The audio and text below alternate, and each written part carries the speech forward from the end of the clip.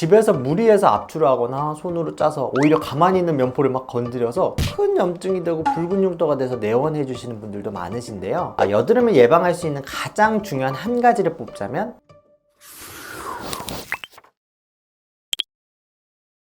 네, 안녕하세요. 닥터마임입니다. 날씨가 점점 추워지고 피부도 좀 건조해지면서 또 각질도 쌓이고 또 피부 트러블로 내원해 주시는 분들이 많으신데요. 특히 얼굴에 오돌토돌 작게 올라오고 별것도 아닌 것 같은데 계속 신경 쓰이게 하는 좁쌀 여드름에 대해서 오늘 알아보도록 하겠습니다. 자, 좁쌀 여드름은 무시하고 방치하기에는 툭 하면 큰 화농성 여드름으로 변하는 우리 시한폭탄 같이 우리를 불안하게 하는데요. 우선 좁쌀 여드름에 대해서 알아보면 우리가 흔히 생각하는 여드름 전 단계라고 생각하시면 좋을 것 같아요. 털구멍 옆에는 피지샘에서 피지가 많이 분비되게 되면 모공을 통해서 배출되게 되는데요. 이때 사실 피지 분비가 많아도 잘 배출되기만 하면 괜찮지만 대부분 피지가 많아지면서 나오는 털구멍 자체에서 정체가 일어나고 피지가 안쪽으로 쌓이게 되는데요. 또한 모공 쪽에 비정상적으로 각질이 쌓이게 되고 막히게 되기 때문에 피지가 나오지 못하고 쌓이는 경우도 있습니다. 자, 이렇게 모공 안쪽으로 피지가 쌓이고 딱딱하게 굳어서 볼록하게 보이는 것을 면포라고 보시면 되는데요. 이 면포도 구멍이 아예 막혀서 하얗게 보이는 흔히 말하는 화이트 헤드, 그리고 혹은 산소를 만나서 검게 변한 블랙 헤드로 두 가지로 나눠 볼 수가 있습니다. 자, 이 면포들도 사실 가만히만 있으면 문제가 되지 않는데요. 근데 화장을 하거나 그렇게 되면 울퉁불퉁 신경도 쓰이게 되고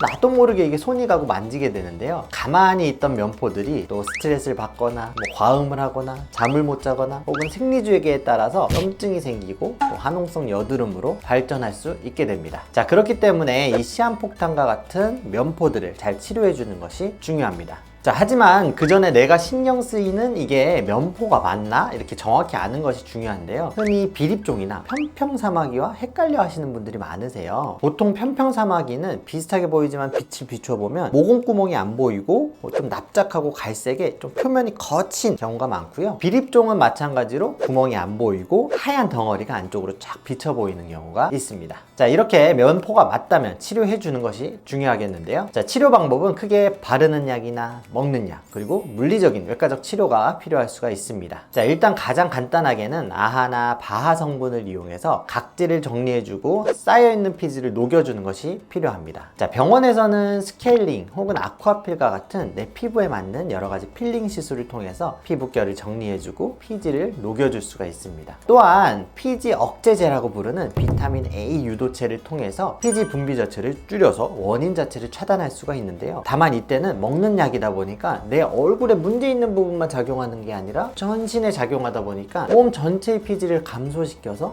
건조해질 수 있는 점을 조심해야 합니다. 자, 그렇기 때문에 부분적으로는 피지를 억제해줄 수 있는 여드름 연고를 발라주는 것도 좋은데요. 다만 이때도 연고 자체가 피부를 예민하게 할 수 있으니까 이것 또한 주의해서 발라주시는 것이 좋습니다. 자, 하지만 이미 딱딱하게 굳어있는 면포들은 바르거나 먹는 약으로도 잘 없어지지 않아서 물리적으로 좀 배출시켜주는 것이 가장 좋은데요. 흔히 말하는 압출을 통해서 구멍을 내고 뭉쳐있는 피지를 쫙 짜서 배출시켜주는 것이 가장 효과적입니다. 하지만 집에서 무리해서 압출을 하거나 손으로 짜서 오히려 가만히 있는 면포를 막 건드려서 큰 염증이 되고 붉은 흉터가 돼서 내원해 주시는 분들도 많으신데요. 가급적이면 병원에서 깨끗하고 깔끔하게 제거해 주는 것이 좋지만 만약에 집에서 하게 된다면 충분히 알코올 솜을 이용해서 소독을 하고 소독된 바늘로 구멍을 내고 무리하지 않게 압축이나 면봉을 이용해서 수직 방향으로 눌러서 피지를 뽑아주는 것이 좋습니다. 자, 이때 가장 중요한 것은 억지로 안 되는 것을 하려고 하지 않는다, 무리하지 않는다 라는 거 잊지 않으시길 바랍니다. 자, 병원에서 치료할 수 있는 방법도 간단하게 스케일링을 통해서 각질과 또 피지를 정리해주고 굳어있는 면포들을 압출해주는 것인데요. 이렇게 기존에 있던 면포들을 정리해도 피지 분비는 계속 일어나기 때문에 반복적으로 면포가 생기고 여드름이 생긴다면 여드름 레이저를 통해서 피지선 자체를 위축시켜서 피지 분비 자체를 줄여주거나 또는 먹는 약을 통해서 피지 분비를 조절해주는 것도 중요합니다. 또한 한 군데 반복적으로 생기는 여드름이나 아니면 이미 생겨버린 붉거나 검은 색소 같은 여드름 흉터는 혈관 레이저 또는 실펌 엑사 같은 레이저를 통해서 건강한 피부로 되돌려주는 것도 중요합니다.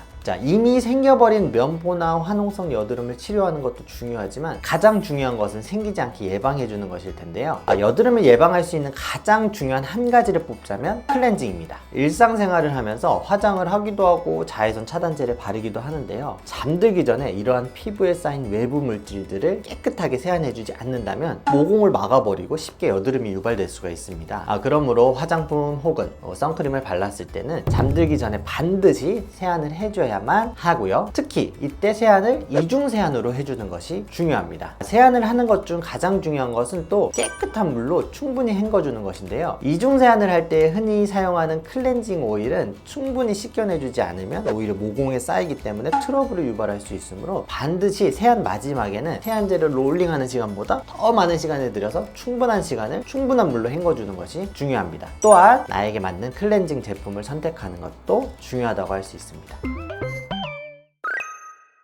자, 여드름이 청춘의 상징이라 하고 하기에는 대인관계에도 큰 영향을 끼치고 자칫하면 자신감도 떨어지고 위축될 수가 있는데요. 특히 요즘에는 성인들도 과도한 스트레스나 과음이나 야근 등으로 여드름으로 고생하시는 분들이 많으신 것 같아요. 자, 이제는 시한폭탄과 같은 면포들이 핵폭탄 같은 화농성 여드름으로 번지는 것을 막는 가장 중요한 것은 가장 간단한 세안이라는 것을 잊지 마시고 기초적인 것부터 관리하시는 것을 추천드립니다. 그래서 더 자신 있고 매끈한 피부 만드시기를 바랍니다. 자, 오늘 내용이 도움이 되셨다면 구독과 좋아요, 알림 설정까지